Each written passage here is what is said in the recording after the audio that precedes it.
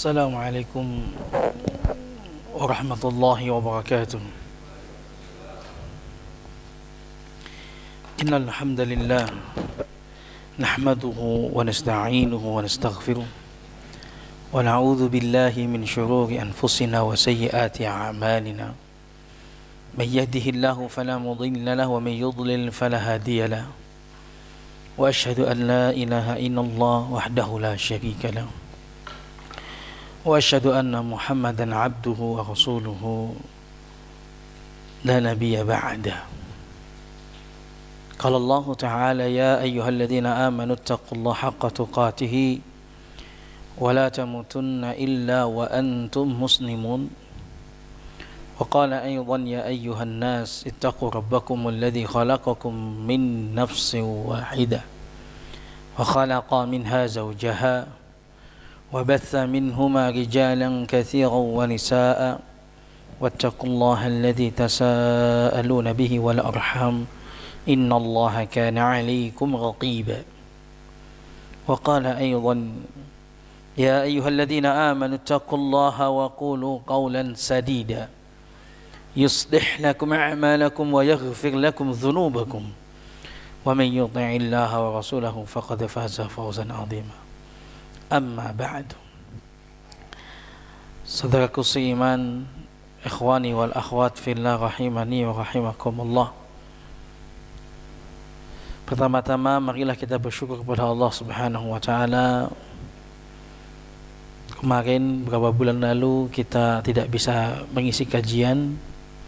Alhamdulillah pada hari ini kita bisa melanjutkan kajian fikih kita. Dan semoga Allah Subhanahu wa taala memberikan kita istiqamah, menjadikan kita sebagai penuntut ilmu walaupun tidak bisa penuntut ilmu yang setiap hari, namun di setiap kajian kita berusaha selalu datang. Semoga itu menjadikan kita bagian dari penuntut ilmu. Karena apalagi yang berumah tangga ya, faqidu syai' la yu'tih, kata ulama. Orang yang enggak punya ilmu itu enggak bisa ngasih apa-apa. Apa yang mau dikasih enggak punya ilmu? Mau ngarahkan keluarganya ke jalan surga, apa yang mau dikasih? Enggak punya ilmu, enggak tahu jalannya, dan lain sebagainya. Kemarin telah pada bulan lalu, 2 bulan lalu ya, kita telah selesai tentang pembatal wudu.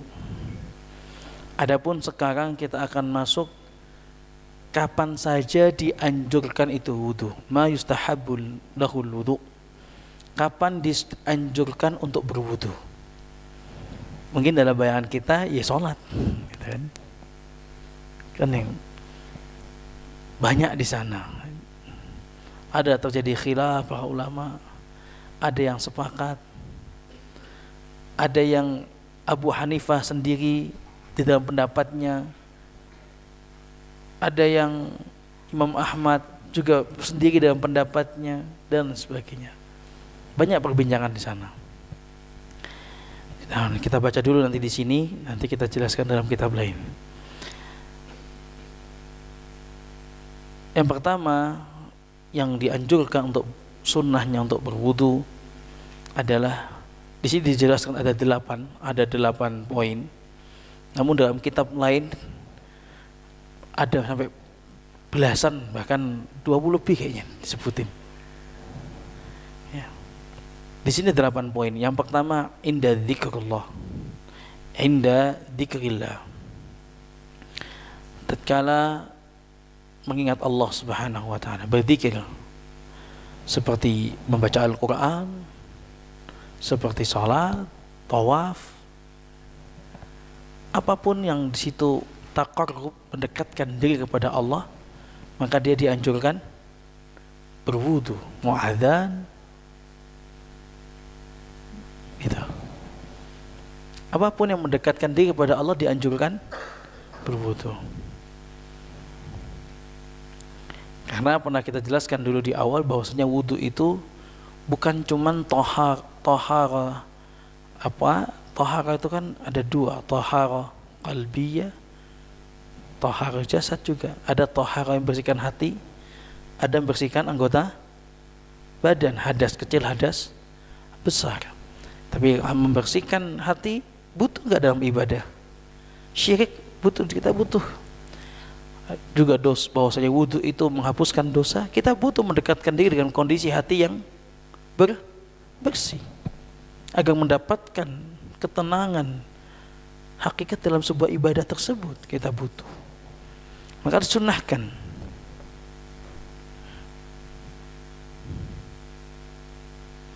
ya.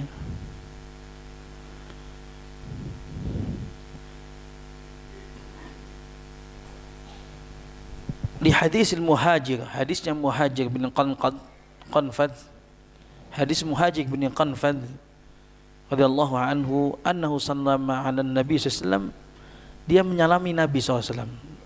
Dia lewat, Nabi ada di situ, disalami, assalamualaikum ya Rasulullah. Terus wa huwa yatawadda falam yajid alaihi hatta tawadda. Nabi dalam kondisi berwudu, disalami sama Muhajir bin Qanfad, assalamualaikum ya Rasulullah. Namun Rasulullah tidak menjawab wudu, tidak menjawab salamnya, karena Nabi lagi berwudu. Dan Nabi menjawabnya hatta tawadda, falam yarud alaihi hatta tawadda. Nabi tidak membalasnya sampai Nabi selesai wudu. Waqala, kata Nabi SAW, innahu lam yamna'ni an arad alaika illa anni karihtu an adhkura Allah illa ala taharatin. Ya kaum Muhajir, sebenarnya nggak ada masalah sih, saya kalau mau balas salammu nggak ada masalah sebetulnya. Bahasa ringannya begitu, nggak ada yang menghalangiku untuk menjawab salam kepadamu. Bahasa terjemahannya begitu. Kalau bahasa nyantainya ya sebenarnya sih nggak ada masalah, saya mau jawab salam jawab aja gitu, kata Nabi. Tapi aku nggak suka kalau aku jawab dalam keadaan belum berwudu, belum bersuci, dalam keadaan aku tidak bersuci. Karena salam merupakan doa, dan itu ibadah. Itu ibadah. Pernah kita sampaikan di sini. Ya, karena salam itu adalah doa selamatan. Baik bisa keselamatan di dunia maupun keselamatan di akhirat, wabil khusus. Karena di antara surga itu kata Allah, lahum darus salam inda rabbihim. Surga itu darus salam. Tempatnya selamat ya di surga itu sudah. Didoakan assalamualaikum selain keselamatan di dunia maupun juga berharap keselamatan di akhirat. Kita amini. Ya. Nabi SAW seperti ini perhatiannya. Wa in kana hadza laisa bilazim min hadits Aisyah, tapi ini enggak harus juga. Artinya dianjurkan. Seperti hadis Aisyah, Nabi SAW itu selalu berzikir dalam setiap kondisi. Yang kedua, indan naum, tatkala tidur. Mau tidur berwudu. Hadis fa'anil Barra bin Azib, dari hadis Barra bin Azib radhiyallahu anhu qala an-nabiy sallallahu alaihi wasallam idza ataita madji'ika fatawadda wudu'aka lis-shalah thumma taji' ala shiqaqil ayman thumma qul Allahumma aslamtu nafsi ilaika. Al-hadis. Hadis Barra bin Azib, Nabi sallallahu alaihi wasallam bersabda kepadanya, kalau seandainya idza ataita madji'ika, kalau kamu mau datang ke tempat tidurmu, maka wudulah sebagaimana wudunya sholat. Karena tatkala kita berwudu sebelum mungkin saja tidur itu adalah tidur terakhir kita. Nyawa kita diambil dalam keadaan suci. Ruh kita diambil saat itu, dikembalikan tatkala kita bangun. Atau yang kedua, seseorang yang dia wudu malam itu dijaga dari sihir. Orang kalau melakukan sihir itu kapan sih? Biasanya banyak setan seperti itu. Terjaga dia dari sihir, terjaga dia dari gangguan-gangguan jin dan sebagainya. Maka wudulah untuk salat. Dan kemudian sholat ketiga, doa dalam sholat ya, dalam bersuci, insya Allah wudu, sholatnya, wudu, tidurnya dijaga oleh Allah Subhanahu Wa Taala dari mimpi yang buruk, dari kejahatan-kejahatan mana dan mimpi yang buruk. Orang sering gitu, mimpi buruk, coba dicek, karena mungkin belum berwudu atau bablas sekalian, nggak bangun sholat subuhnya telat. Coba dicek, mungkin memang nggak diniatin. Setahu pengalaman ya semua yang orang insya Allah sholat lah. Kalau malam udah niat nanti mau bangun, biasanya Allah bangunkan kok. Biasanya Allah bangunkan. Ya udah niat, tapi kalau udah niat nanti nggak bangun, ya nggak bangun memang. Kan begitu. Kalau udah niat insya Allah bangunkan. Mau bangun jam 3, niat memang udah. Dibangunkan semua, dikembalikan ke situ. Seperti itu. Makanya berwudu, karena orang bablas sampai seperti itu, mau bangun, nggak bisa bangun berat.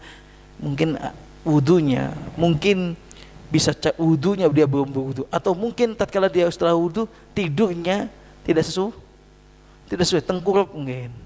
Jadi bablas gitu lah. Makanya di sini dijelaskan apa? Summat wajib ada syak kekil aiman. Habis itu apa? Tidur hadap dengan alasan apa nih? Apa ini? Bersandar dengan apa itu? Bagian kanan apa namanya? Ini miring ke kanan, lambungnya di bawah semuanya. Ya, ini juga membuat orang tidurnya tidak terlalu nyanyi. Tidak bisa, maksudnya insya Allah kalau ada adzan bisa bangun lebih tertib, lebih apa? Lebih terjaga dibandingkan orang kalau tidur mengku. Memang udah orang udah niat tidur mengku, udah niat itu memang pengen tidurnya nyak. Memang udah niat pengen tidurnya. Tapi orang yang tidur seperti menghadap kanan kemudian udah ada dengan tangan kanannya dan lambungnya, pinggang kanannya, insya Allah ngadap kiblat, emang sudah terjaga, gampang terjaga. Karena juga nyenyak banget gak? Tapi tidurnya nyenyak. Kalau banget kadang-kadang ya masya Allah ya. Intinya orang yang mau tidur dianjurkan untuk berwudu. Nomor 3, lil junubi, bagi orang yang junub, orang yang berhubungan suami istri, sudah berumah tangga, kalau dia ingin aradal akal awi syurub, kalau dia ingin makan, dia ingin minum setelah berhubungan, karena orang setelah berhubungan yang berumah tangga udah tahu pasti lapar. Lapar mau tenang lapar Pak? Lapar. Dijawab oleh ibu-ibu. Lapar. Maka kemudian atau mau tidur kembali, awin muawadatil jima, atau ingin berhubungan lagi, maka dianjurkan berwudu. Belum mandi junub, hanya dianjurkan wudu. Biasanya mandi junub nanti mau subuh baru mau junub. Jadi intinya orang yang lagi junub dianjurkan dia mau makan, mau kegiatan apa, mau tidur, hendaklah dia basuh kemaluannya, baru kemudian berwudu. Dah. Fungsinya apa wudu? Dong itu loh hadas besar. Lah fungsinya apa? Fungsinya banyak. Satu, setidaknya itu ya, orang yang jelasnya tatkala dibasuh kemaluannya dia wudu, biasanya seger kembali. Mohon maaf Bapak Ibu, ronde 2, ronde 3 lanjut biasanya. Seperti itu, bisa seperti itu. Semangatnya muncul lagi, bisa semangatnya. Kalau belum dibasuh, kadang-kadang belum. Jadi kadang-kadang nggak harus pakai madu, apalagi itu. Tambahi apa lagi? Tambahi telur, tambahi apa nggak tahu. STMJ itu. Jadinya nanti itu begitu. Nah, perlu. Ya wudu. Insya Allah seperti itu. Beda kok, beda. Coba yang nggak pernah melakukan begini, coba lakukan begini. Ini selain mengikuti sunnah, memang ada ada hikmah dari anjuran tersebut. Ya. Hadis Aisyah radhiyallahu anha, tentu Aisyah lah yang meriwayatkan hadis seperti ini, istri-istri Rasulullah. Hadis Aisyah radhiyallahu anha, kana Nabi sallallahu alaihi wasallam idza kana junuban fa arada ay yakula aw yanama tawaddaa wudu'a lis-shalah. Hadis Aisyah radhiyallahu anha, Nabi dahulu apabila kondisi junub, ingin makan, ingin minum, ingin tidur, maka Nabi wudu seperti wudunya salat. Seperti itu. Kedua ya, tadi hikmahnya seperti itu, kembali fresh. Apalagi kalau mandi, kembali fresh lagi, lebih fresh lagi kalau mandi. Yang kedua itu seorang yang dia berwudu, terkira hadas besar, iya, lalu dia ingin tidur, dia ingin ya mimbabil adab, pantasnya gitu loh, pantas bahasa kita pantasnya, tapi bahasa kita karena termasuk adab, kita malu mungkin tidur dalam keadaan kondisi hadas besar, ya minimal kalau kita malas ya hadas kita itu minimal saja, mimbabil adab ya, karena masalah adab saja. Kok kemudian tapi mungkin karena orang yang mungkin fajir, orang yang rusak adabnya, orang yang apa istilahnya ahlun ma'asi, orang fasik, mungkin mereka yang sudah berhubungan sudah bisa tidur lelap sudah. Di situ dibedakan antara orang yang beriman, antara orang yang baik, ada orang yang beradab, harus ada beda seperti itu. Dan oh iya, jamaah rahimani wa rahimakumullah. Ya. Tentang tadi hadis tentang apa istilahnya? Tentang tidur. Jadi hadisnya Bara bin Azib, idza arada kata Nabi sallam, idza ataita marji'ika, kalau seandainya kamu datang ke tempat kasurmu, dalam bab tadi yang nomor 2.2 adalah masalah tidur disunahkan. Nabi SAW menjelaskan tentang hadis tersebut lengkap. Kalau seandainya kemudian kamu mau ke kamarmu, ya kan, wudulah dulu, habis itu tidur berpondasi dengan sebelah bagian kanan, tulang kanan, kemudian setelah itu membaca doa. Nah, ini bagi ibu-ibu terutama, tapi bapak-bapak juga, tapi intinya kedua orang tua, wabil khusus ibu-ibu lah, karena ibu-ibu yang biasanya dekat sama anak-anak. Beginilah Nabi SAW dalam menyampaikan sebuah adab, nggak setengah-setengah, tidak setengah. Kadang Pak, Bu, jadi ibu di atas ini tolong dengerin. Kadang seseorang itu, tatkala nasihatnya, misalnya anaknya lagi makan, lagi berdiri, ditegur, le makan kok berdiri, duduk le, gitu. Ya udah, ya kan. Nanti kalau misalnya ditegur lagi, dia masih balik lagi, biasanya anak itu kan, ditegur lagi, le makan kok berdiri, duduk le. Nanti yang ketiga kali gitu lagi, le makan kok. Nah, pada akhirnya, karena sejak di awal itu kalimatnya adalah itu, biasanya ini anak insya Allah berubah, dia akan duduk, tapi yang nggak baca Bismillah, tapi ya kemudian kadang makannya ya tidak sesuai dengan mungkin pakai tangan kiri, karena informasi yang dia dapatkan tidak lengkap. Jadi tatkala dia beradab, adabnya cuma separuh. Nah, Nabi itu sudah menyampaikan adab ternyata lengkap. Misal seperti hadisnya masalah makan dengan tangan kanan, dengan makan yang terdekat. Itu kan anaknya Abu Salamah, Amr bin Abi Salamah, itu kan anak bawaan Ummu Salamah, anak tiri Rasulullah. Tatkala masih kecil dia makan sama Rasulullah, sama para sahabat juga, makan tuh tangan dia kemana-mana, di nampan tuh kesini. Wah, tangannya kemana-mana, ya tidak sopan kan, makan lagi kita makan bareng gitu, tangannya dia, anak-anak ya baca kak, tidak sopan. Kan Nabi kemudian menyampaikan kepadanya, ya gulam, kadang ada hadis lain mengatakan, ya bunai, wahai anakku, ya bunai, wahai anakku, mendekatlah. Nabi mengajari, Nabi tidak canggung sama anak tiri, ayo mendekat sini, diajak makan. Nah dia makan seperti itu. Rasul diberi nasihat, ya gulam samillah, wahai anak, makan itu baca bismillah. Wakul biyaminik, makan dengan tangan kanan. Wakul mimma yalik, dan makanlah yang dari terdekat. Sebetulnya Rasul ingin menyampaikan yang mana sih? Masalah apa? Masalah yang makannya jangan gini sini. Tapi Rasul itu Masya Allah, menyampaikan itu dari runtun. Makannya bismillah, baru tangan kanan, terus gak boleh begini. Nah gitu loh. Maksudnya kita ayo belajar kepada kita, sama saya juga semuanya terhadap anak kita mulai sekarang kalau ngasih tuntunan adab itu lengkap. Tapi jangan panjang-panjang. Panjang-panjang anak ya tidak paham.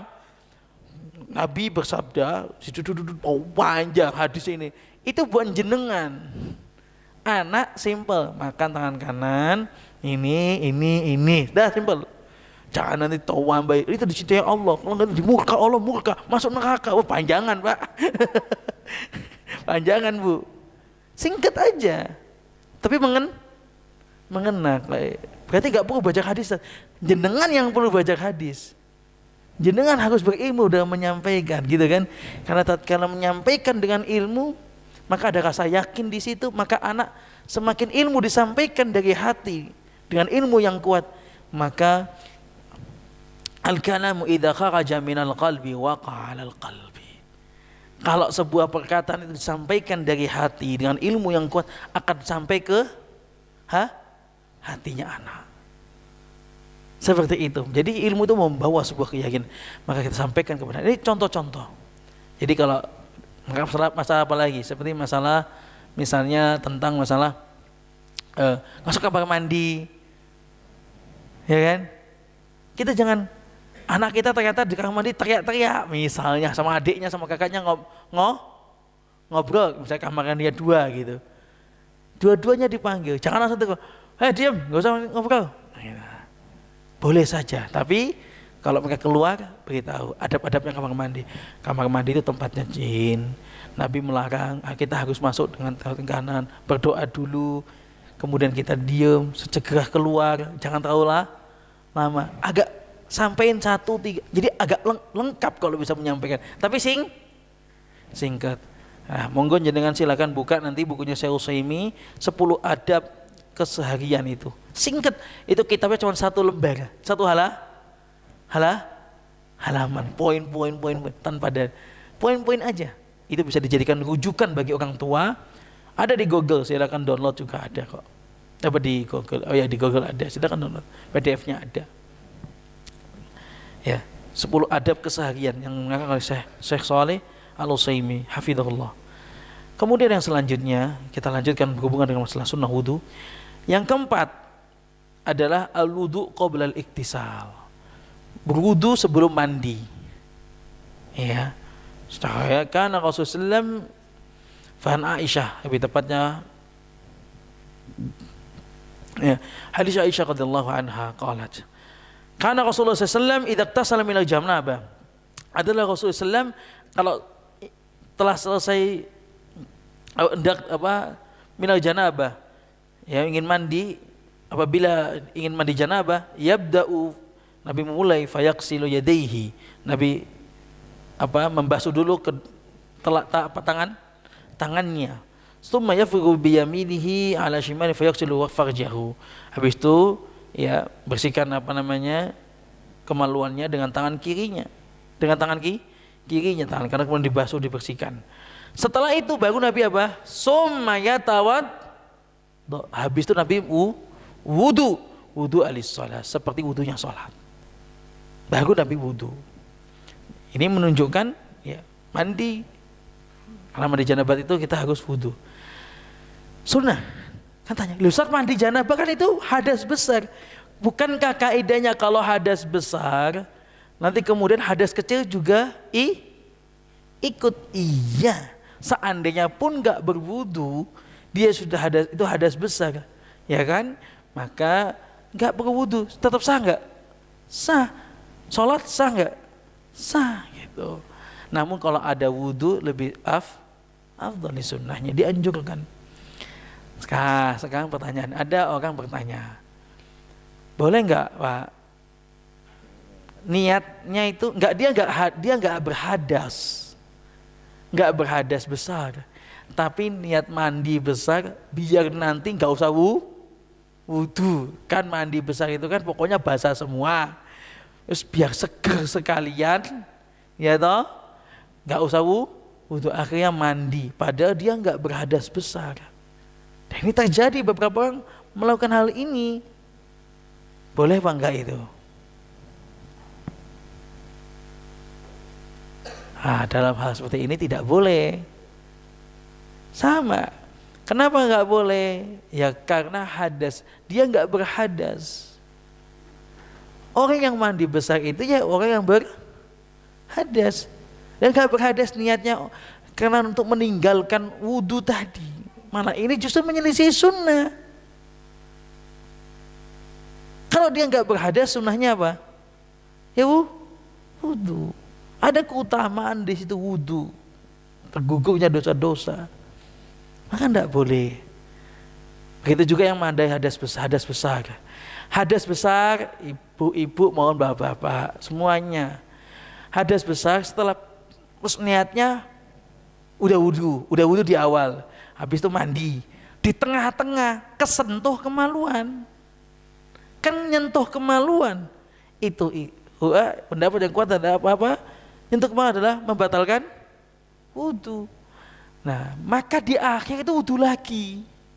Karena sebagian masih ada dalam lapangan kami temui kalau bertanya itu seperti itu. Duh, kami nggak wudu. Katanya mandi besar itu sudah mengangkat hadas kecil. Ya, benar kaidahnya. Tapi kan tadi di tengah-tengah kesentuh kemaluan lah. Kesentuh lagi kemaluannya. Nah, makanya berarti yang enak itu wudunya setelah mandi. Monggo aja itu. Sunnah. Itu yang keempat, masalah mandi. Yang kelima adalah di sini ditulis tentang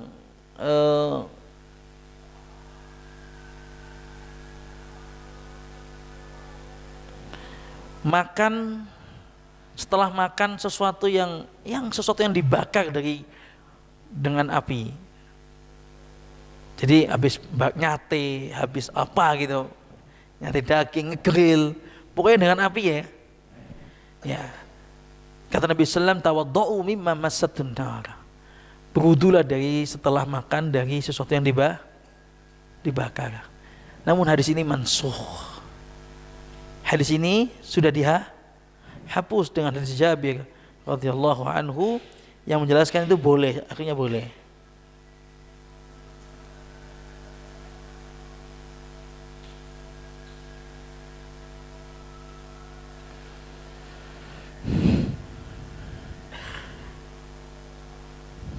Ya, intinya di sini mansukh. Yang benar adalah boleh.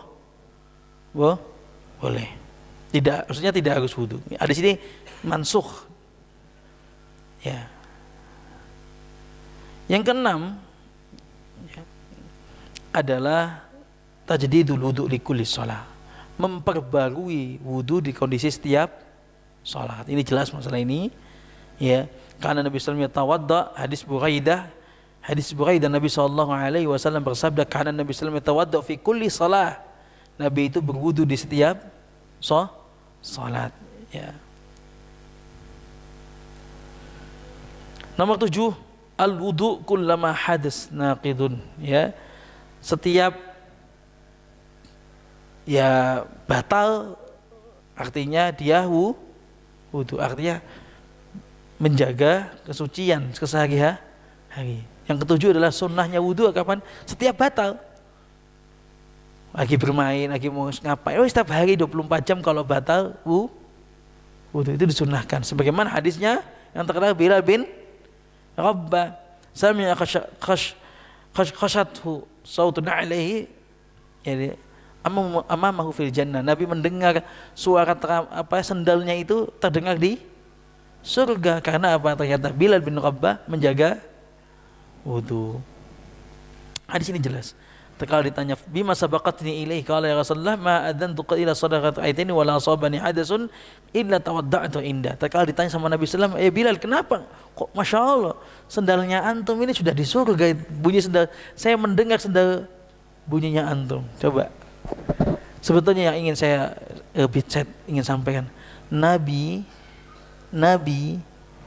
kenal sahabatnya sampai ngerti suara sendalnya.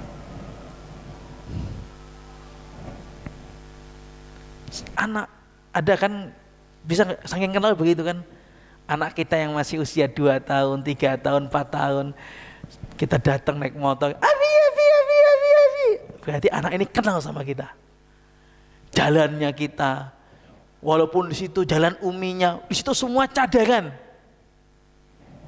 tertutup semua, tapi lo anak itu ya hafal, iki lo umiku, anak kecil. Kalau jenengan ya mesti kenal Pak, kalau nggak kenal repot iki. So istrinya orang kecantol malah. Anak-anak ini. Nabi SAW seperti itu. Ini sebuah pelajaran besar. Bagaimana Nabi SAW bersahabat dengan ibaratnya murid tapi sahabatnya Nabi SAW. Dan padahal Bilal itu hanya muadzin. Bahasa kita marbot, kata orang. Masya Allah. Tapi Nabi mengenal sampai seperti itu. Maka kita kalau bersahabat itu lillah lah. Kita bersahabat itu lillah, biar dapat pahala. Biar benar-benar kita itu cinta karena teman kita ini, bukan karena dia ini, mohon maaf, punya harta, teman SMA. Hal-hal seperti ini tidak mendapatkan pahala.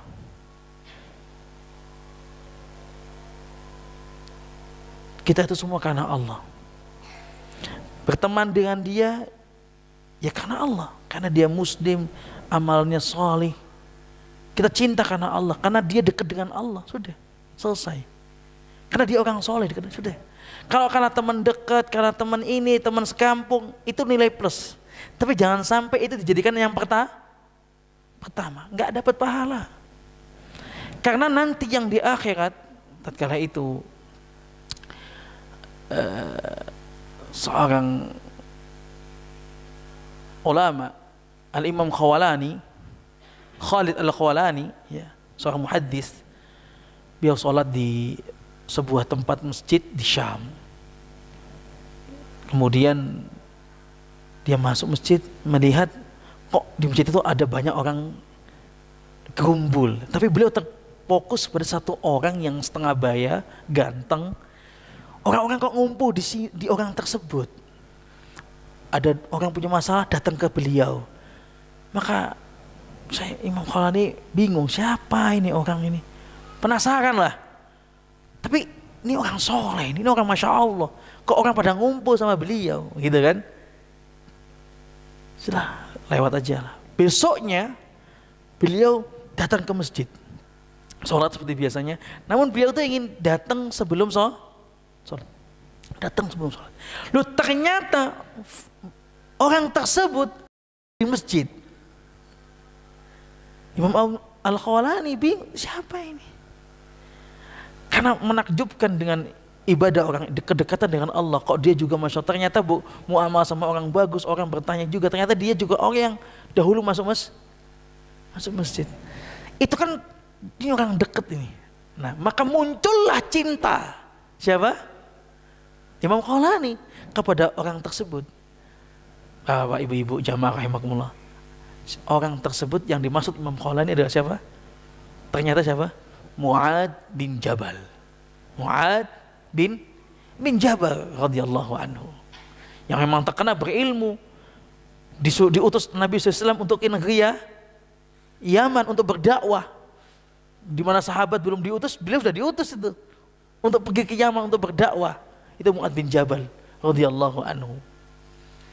Nah, tatkala itu maka Imam Al-Khawlani datang kepadanya karena seneng gitu kan. Maka langsung mengutarakan cintanya. Dia berkata kepada Mu'adz bin Jabal, "Ana uhibbuk." Aku cinta sama antum. Aku cinta kamu. Mu'adz bin Jabal dikatakan begitu, agak kaget. Ini siapa orang ini? Tiba-tiba kok datang begitu. Maka kemudian Mu'adz bin Jabal mengatakan, Allah. Apa kamu cinta karena Allah? Allah. Apa katanya Khalid? Aina Allah. Ya karena Allah. Tegesi lagi Mu'adz. Allah.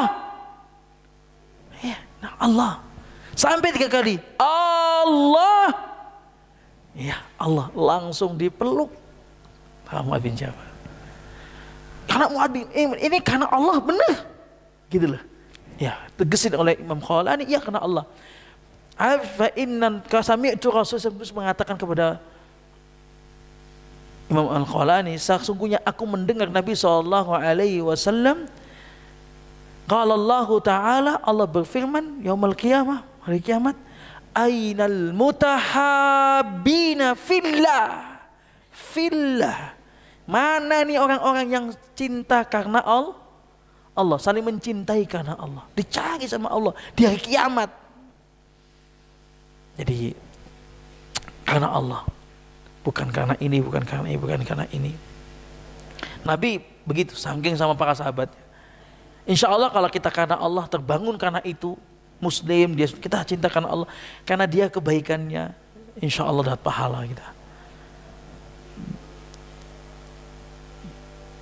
Dan biasanya kalau udah cinta itu sudahlah, semua kita punya apa dia minta, memang kita punya ya kita kasih atau gimana.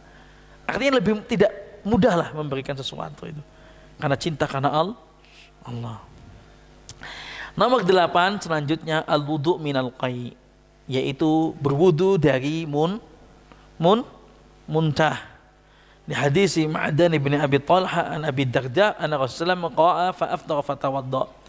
Nabi sallallahu itu muntah, terus akhirnya Nabi sallallahu itu membatal wudunya berbuka karena membatalkan puasa. Nih fatawadda, habis itu kemudian berwudu. Intinya Nabi sallallahu setelah muntah berwudu. Di sini dijelaskan di sini. Dalam kitab lain, dalam Muqaddimah Hadramiyah, tadi saya screenshot ya. Dalam kitab tersebut di sini itu di dalam fasal fima yundabu lahul wudu. Ini matan Muqaddimah Hadramiyah itu mazhab Syafi'i ya. Mazhab Syafi'i. Nah, beliau menjelaskan di sini dalam kitab tersebut disebutkan fima yundabu lahu, apa saja yang dihapuskan wudu. Ya, namun sebelum ini Bapak Ibu, ya poin-poinnya banyak orang yang memandikan jenazah kan gitu, juga disunahkan untuk wudu, banyak. Tapi poinnya kembali kepada 5 poin. Kaidahnya kembali kepada 5 poin. 1, ini harus ditulis kalau ini, atau diingat ya. Setiap apa yang terjadi khilaf dalam masalah sunnahnya wudu, dianjurkan wudu di situ, terjadi khilaf. Kalau terjadi enggak khilaf, sepakat seperti sholat, ya sudah kan gitu kan, ya sudah pasti wudu kan gitu. Terjadi khilaf, maka dianjurkanlah wudu. Bukan sunnah dengan sunnah, bukan dengan dianjurkan itu kalimat itu beda. Sunnah itu Nabi lakukan kan gitu. Dianjurkan dengan banyak dalil dan sebagainya, akhirnya dianjur. Jadi ada khilaf misalnya tentang khilaf apakah tertawa itu membatalkan wudu. Kalau membatalkan sholat, qahqaha itu ada 3 istilah ya, ada dohak, ada tabassum, ada qahqaha. Dalam bahasa Arab, dohak itu tertawa. Tabasum senyum. Bisa bedain ya, senyum dan tertawa, beda kan? Tapi ada qahqah, tertawa terbahak-bahak. Nah, jadi lebih daripada tertawa. Dohak itu ketawa hanya yang mendengar cuman ya orang rumah lah gitu. Orang orang di dalam ruangan tersebut gitu. Tapi kalau qahqah itu tertawa terbahak-bahak sampai tetangga juga dengar. Wah, ketawanya seperti itulah. Maka ketawa-ketawa yang qahqah menurut Abu Hanifah gitu kan, maka dia membatalkan wudu. Kalau batalkan sholat sepakat, tapi membatalkan wudu. Jadi orang tertawa babak tatkala sholat dia harus batal wudunya menurut Abu Hanifah. Dan Abu Hanifah sendiri dengan pendapat ini sendirian. Ya. Kan khilaf ya, kan atau tidur khilaf gak? Ada yang bersandar itu khilaf, harus kayak bersandar. Itu dia batal wudu. Ada yang mengatakan tengkur apa istilahnya ngorok, pokoknya gitu, itu batalkan wudu. Ada yang pokoknya dia telentang, batalkan wudu. Khilaf kan? Terjadi khilaf. Walaupun poinnya yang pernah kita sampaikan, intinya dia tidak sampai hilang akalnya, itu poin. Tapi itu jadi khilaf. Nah, maka sebaiknya dianjurkan tuh berwudu. Kenapa? Keluar dari khilaf. Itu jalan terbaik. Lebih baik udahlah, nggak usah mikir khilaf. Yang penting udah afdalnya wudu. Begitu juga masalah muntah, khilaf. Begitu juga masalah istilahnya tadi misalnya nggak ada khilaf ya tadi itu kalau masalah makan. Ya masalah seperti tadi seperti muntah, kemudian seperti misalnya lagi tertawa tadi, ya. Maka intinya ada khilaf di situ, sudahlah dianjurkan wudu. Sebaiknya keluar dari khilaf gitu. Jadi kaidah pertama, apa saja yang terjadi khilaf dalam dianjurkannya pembatalnya wudu, maka sebaiknya wudu. Itu kaidah pertama. Contohnya seperti tertawa, tidur gitu kan. Yang kedua, madalla ala dalil ala istihbabihi lahu au minhu. Apabila ada dalil yang menyebabkan itu, memang Nabi mengatakan dianjurkan berwudu. Seperti misalnya tidur. Tadi juga Nabi mengatakan apa? Al-ainu wika'us sahi. Mata itu buka tutupnya, mohon maaf, lubang dubur. Kalau mata terbuka, maka dubur tertutup. Kalau mata tertutup, duburnya terbuka. Kalau tertutup matanya, duburnya terbuka, maka orang yang tidurnya nyenyak sangat mungkin dia kentut gak terasa. Makanya orang yang tidur nyenyak itu disuruh wudu, khilaf gitu kan. Tapi kalau dia benar nyenyak, nggak rasa apa-apa, itu memang wudu memang. Karena hadisnya itu, wikal. Ya ini ada dalil, Nabi menganjur. Atau misalnya dalil ya orang yang orang yang lagi marah, fa innal ghadab minasyaiton gitu kan. Al ghadab minasyaiton faman ghadiba falyatawadda, kata Nabi sallallahu alaihi wasallam. Marah itu dari syaitan. Barang siapa yang marah, maka hendaklah berwudu. Ini juga nggak disebut dalam kitab ini, tapi ada dalil kan gitu. Makanya tadi yang kedua kaidahnya, apapun ada dalil yang dianjurkan untuk wudu, maka berwudu, itu dalil. Yang ketiga, ba'da waqi'is sayyi'at, setelah melakukan dosa. Orang kalau setelah melakukan dosa, yang ibu-ibu misalnya dosa apa, ya bapak ya dosa lah, maka dia berwudu. Kenapa? Karena wudu pernah kita pelajari keutamaannya apa? Menghapuskan dosa.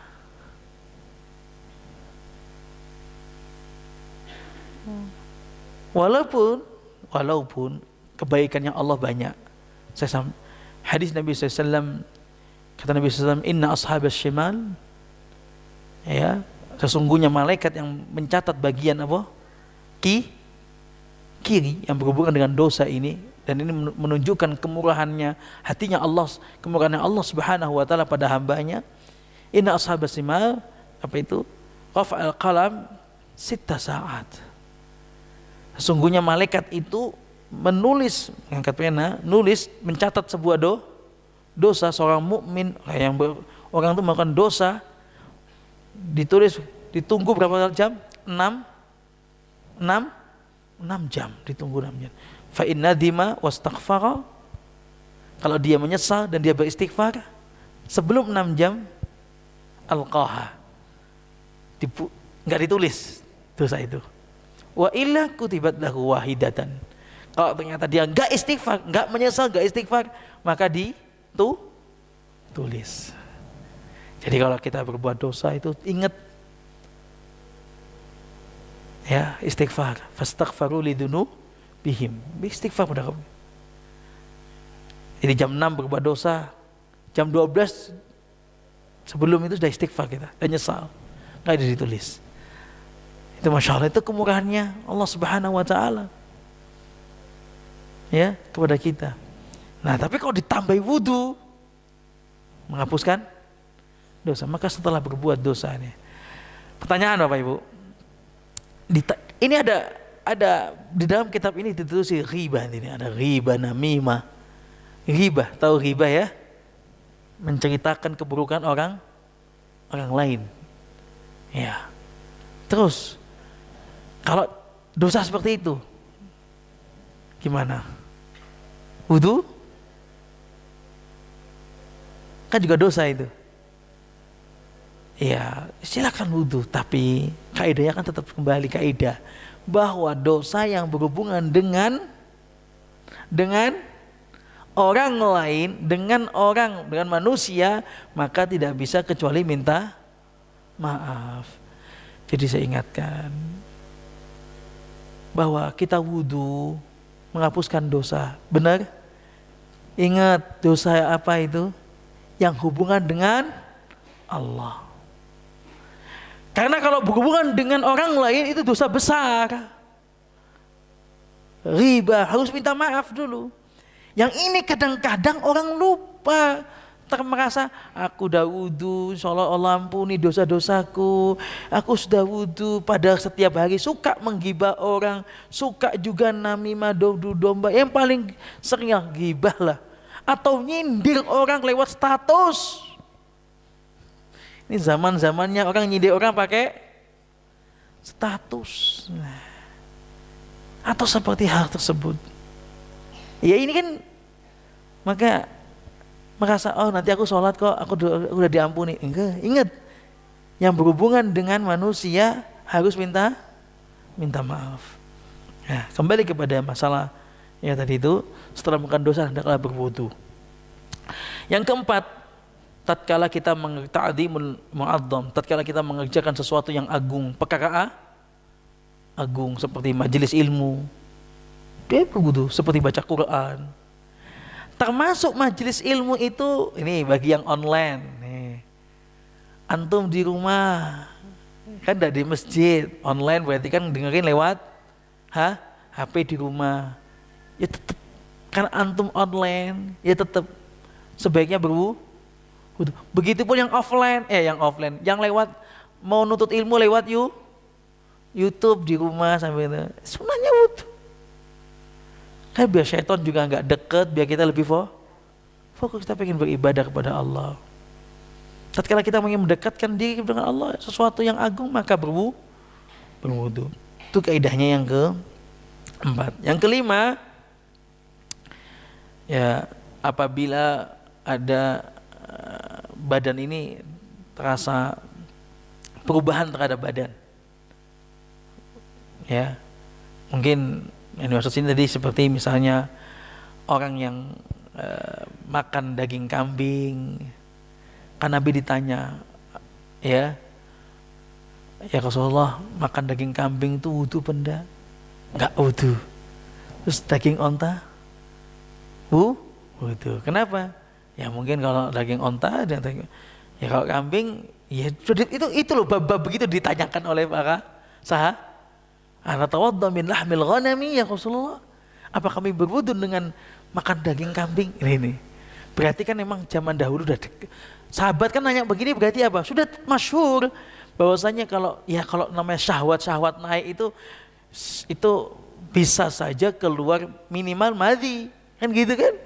Bisa akhirnya membatalkan wudu gitu loh. Dan itu dipahami oleh para sahabat. Oh kalau kita kan kadang-kadang sudah gak mikir begitu. Lihat YouTube banyak sekali yang muharramat situ yang bisa menimbulkan syahwat.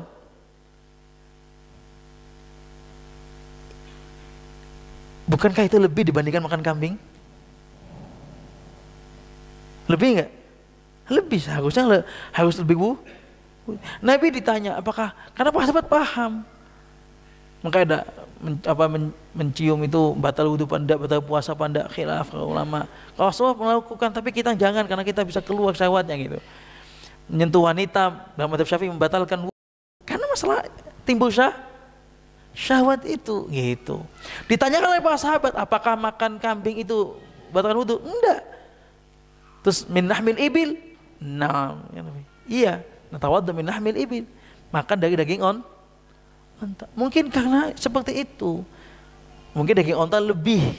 Wallahu a'lam. Tapi ada perubahan munculnya syahwat seperti itu. Wudu disunnahkan wudu. Nah, ya tadi makanya yang sampaikan kalau yang makan daging kambing, makan sapi dianjurkan wudu. Bagaimana kemudian seseorang yang non di YouTube itu banyak sekali kemungkaran, banyak sekali kemaksiatan yang bisa mengandung munculnya syahwat, maka lebih wudu lah seharusnya, kan gitu.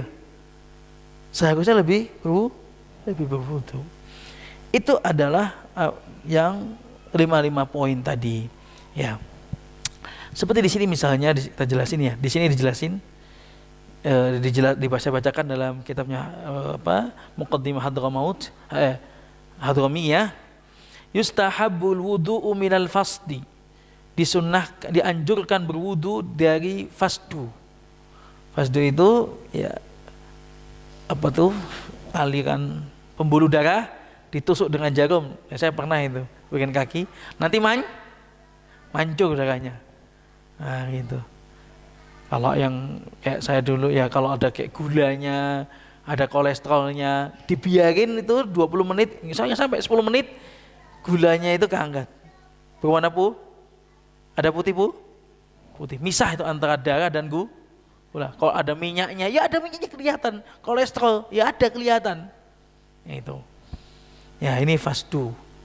Ini wal hijama, bekam, wa'af, mimisan. Nah, ini khilaf semua. Terjadi khilaf enggak? Khilaf. Ini karena mengeluarkan darah yang banyak. Masalah adalah di masalah mengeluarkan darah yang banyak, membatalkan khilaf para ulama. Namun kita keluar dari khilaf, ya sudah kita wudu, begitu maksud saya. Nah, mimisan, ya sudah wudu, bersihkan habis itu wudu, gitu. Mimisan juga banyak keluar darahnya. Wan nu'as atau ngantuk, ngantuk, ya walaupun nggak tidurnya mungkin tidur dikit-dikit, ngantuk, ya wudu. Karena juga ngantuk itu juga kadang-kadang dari syaitan. Apalagi udah ngantuk, terbuka lebar, itu juga sudah kelihatan nih syaitannya ini di atas kepalanya ini. Wudu. Atau tidur yang bersandar, atau muntah muntah wal qahqahati fis shalah, tertawa terbahak-bahak. Wa akli ma massathun nar, makan yang dari panggangan yang dari api, dibakar dari api. Wa lahmil jazur, makan juga dari daging onta. Wa syakku fil hadas, nah ini juga termasuk gak kan? Syak, ragu dalam aku tadi udah ngentut kak ya? Aku tadi ngentut kak ya? Oh kak. Walaupun kaidah seperti ini al yaqinu la yazal bisyak. Ya, dari kaidah fikih ya, sebuah keyakinan itu sudahlah. Ya, tidak bisa terkalahkan dengan keraguan. Ambil yang yakin, da'ma yaribuk ila malah yaribuk, kata Nabi. Ambil yang meyakinkan, tinggalkan yang meragukan kepada yang tidak meragukan. Nah, ambil mantap, udah wudu, bismillah. Tapi bukankah orang yang ragu itu lebih kalau dia ragu sudahlah, ngambil gampangnya ya sudah wudu lagi. Kan termasuk yang nggak kita pikirkan. Kalau enggak, orang yang ragu itu harus kembali sebuah kaidah sebetulnya, ya kan? Kembali kaidah kepada keyakinan. Tapi tatkala dia ragu sudah mau ambil gampangnya, wis tak wudu aja lah. Gitu. Biar mantap. Tapi kalau memang dia yakinnya, insya Allah enggak, saya nggak batal. Jangan kemudian dibikin ragu-ragu. Oh iyalah kayaknya aku. Ini ibu-ibu sering begini nih. Padahal udah diyakin. Gak, tadi sampai enggak batal. Masa aku ngentut? Enggak ngentut tadi. Oh kita nggak ada bau, nggak ada apa. Sudah diyakini sama temennya. Oh kayaknya ngentut aku. Muncul ragu-ragu. Sebetulnya kaidahnya diamalkan dulu, kaidahnya da'ma yaribuk itu diamalkan, datangkan keyakinan kepada yang tidak buang keraguan. Itu dulu dipakai. Baru kalau masih ragu sebaiknya wudu. Jangan sudah yakin dibikin ragu. Contoh, ibu-ibu sering masalah najis. Ibu-ibu sering nih. Masalah najis. Sering sekali masalah najis. Ustaz, cicak itu kan, tai cicak Ustaz. Ibu kan tai cicak banyak ya di rumah ya. Kan najis Ustaz. Tai tikus Ustaz. Kan najis Ustaz. Nah terus akhirnya karena ragu dengan itu, mau sholat. Kan sholat itu kan tempatnya juga harus suci. Digolek isi ada nggak tai cicak di sini? Nyawari dulu. Lu ada ibu begitu, bener kan? Ada begitu. Terus nanti kalau ada dibersihkan. Atau rumahnya itu tahu najis itu, akhirnya rumahnya itu belakang lemari, pokoknya nggak boleh ada tai cicak najis. Terus apalagi bersihkan ya, karena emang padahal kan najis, tapi siapa yang juga merintahkan nyari tai cicak segitu banyaknya? Kan nggak ada. Ya seperti tempat sujud kita, tempat sholat kita sini, ini di sini di tempat ini, nih di bagian ini nggak ada najis, ya sah sudah. Mau di situ ada ompolnya anak nggak apa? Mau nggak masalah, jadi nggak masalah. Tapi itu loh, namanya orang ragu, namanya orang ragu. Is bangga gimana pun tetap ragu. Itu ngobati gitu tuh susah itu. Bener kan itu terjadi. Salah lagi Ustaz tanya, Ustaz masalah najis, ya kan? Anak saya ngompol Ustaz, usia 4 tahun, ngompol Ustaz, ngompolnya di kasur, spring bed, ya gitu kan misalnya. Nah itu kan najis Ustaz, iya najis. Nah cara membersihkannya gimana? Diberitahu sama Ustaz, ya sudah, itu spring bed, siram air bagian situ, ya kan, agak lumayan, atau langsung aja diusap, dijemur, selesai. Dijemur. Lah cek mampu ya Ustaz, ya, akhirnya tak guyup, tak siram banyak. Lah, padahal dari beritahu kaidahnya, kalau kering itu zatnya sudah hilang, ya suci. Apalagi padahal dilapisi spray. Ya, tapi cek bingung itu kadang-kadang ibu-ibu itu. Mohon maaf ibu-ibu, karena saya punya kajian khusus ibu-ibu fikih wanita. Itu mulek ya di situ Jan. Itu seperti itu. Apalagi masalah ngompolnya ada di lantai. Di lantai itu ngompol. Nah bersihkannya gimana Ustaz? Tak jelasin, pakai kain, bersihkan, sudah. Cek mampu, cek mampu lagi. Ya kalau nggak mau mampu, ya dia apa? Dipel lah. Lah Ustaz itu kita pel, kemana-mana najisnya, mumet gitu. Kemana-mana najisnya, enggak. Kita bilang, iya sudah, karena ya begitu. Ada lagi ibu-ibu ngamuk sama anaknya, ngompol, anaknya kemudian, kemana-mana? Woi, najis, Anak yang tidak tahu siapa tahu najis yopo, ibu yang ngamuk-ngamuk. Ibu yang ngamuk kumpul keliling-keliling, ini najis nih. Akhirnya karena kemana-mana, satu rumah pel, naik kasurnya juga dijemur semuanya. Kerja bakti. Suaminya pulang, kok nopo pindahan dah. Pindahan dah. Dari najis keliling kemana-mana, anak ini najis. Kadang-kadang ya gitu, karena aku nggak mantep kalau nggak suci bener itu butuh dihilangkan. Intinya poin ada di sini, jangan berlebihan dalam masalah seperti ini kan berlebihan namanya. Cari cicak kemana-mana dulu, cicaknya dia ngapa lu kan berlebihan. Kita beramal dengan sesuai kaidah dan sunnahnya. Setelah kita ngompol, sudah kita bersihkan, udah keringnya sudah suci, spon gitu juga. Spring bed berat Ustadz. Spring bed itu berat, kita nggak mungkin jemur Ustadz. Kita ibu-ibu Ustadz. Iya wes, kasih kipas angin, cus gitu kan. Kipas angin kan ada anginnya ya. Semprot ke situ, semprot? Arahkan ke situ. Kering nggak? Kering. Cek mambu Ustadz, mambu lagi sampai minyak wangi. Suci. Itu tuh masih guru. Padahal udah nanya, udah detail. Suci. Pulang, cek. Kendal. Faktanya gitu Pak. Emang begitu ceritanya. Dan beritahu kaidahnya begitu. Tai cicak najis. Terus kamar mandi. Lihat ada tai cicak. Dari tai cicak di kamar mandi. Dibongkar semua, dikuras semua. Karena ada tai cicak. Padahal udah tahu belajar kaidahnya bahwa lihat warnanya warna bau dan rasa. Gak mantep, gak marem. Cek ragu. Buang ben. Enggak masalahnya buangnya itu satu kamar mandi gitu. Satu bak gitu. Mubazirnya itu loh. Kan berlebihan. Ya terus kalau begitu gimana? Ya kalau setiap hari ada tai cicak. Pada tai cicak kan banyak Ustaz, tai cicak berapa? 5 biji. 5 biji kok banyak. Seperti itu terjadi dalam kasus-kasus seperti itu. Keraguan itu sering terjadi. Udah bata. Jadi jangan sesuatu yang sudah yakin jangan dibikin ragu gitu loh. Jangan dibikin ragu. Ya. Seru memang kalau bapak ibu-ibu emang. Ya Allah. Itu belum masalah haid Bapak Ibu.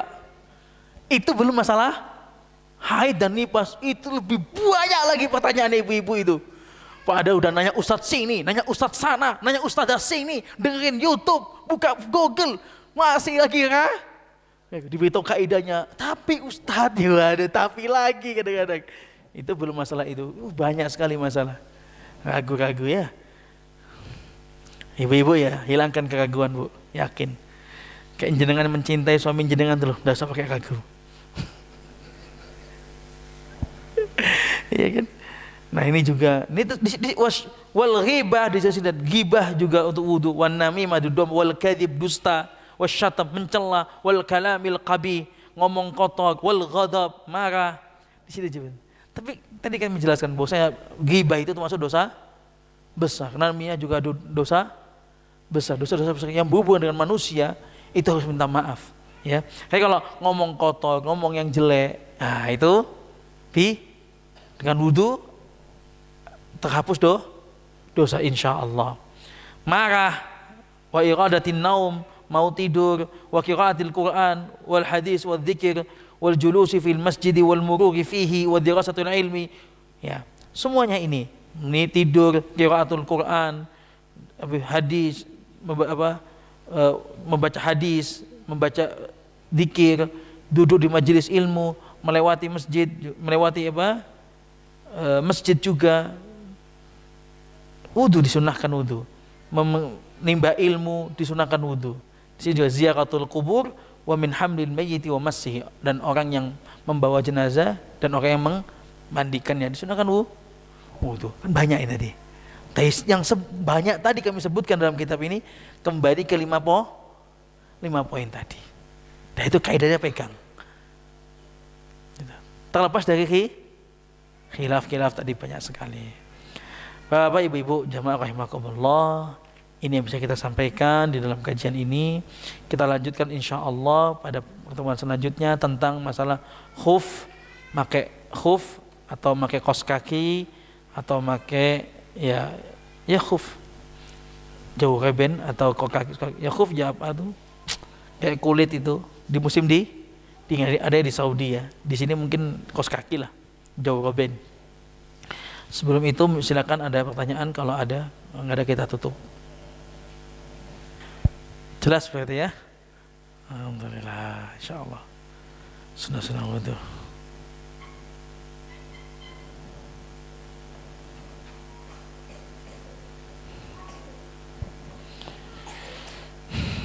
Ya.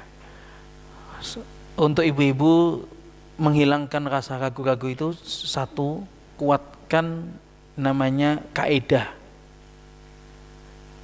ilmu, kaidah-kaidahnya. Pegang benar kaidah-kaidah. Di dalam hadas, najis itu ada kaidah-kaidahnya. Di dalam masalah haid itu ada kaidah-kaidahnya. Sudah ulama kasih kaidah. Ya, di dalam masalah nifas ada kaidah. Pegang itu, insya Allah secara umum tinggal dipraktekkan. Insya Allah hilang namanya ragu. Semoga Allah Subhanahu wa taala memberikan kita istiqamah dan memberikan kita keberkahan dari apa yang telah kita pelajari, dan semoga Allah menjadikan ilmu ini ilmu yang bisa mendatangkan ketakwaan kita kepada Allah Subhanahu wa taala. Subhanakallah bihamdika asyhadu an la ilaha illa anta astaghfiruka wa atubu ilaik. Wassalamualaikum warahmatullahi wabarakatuh.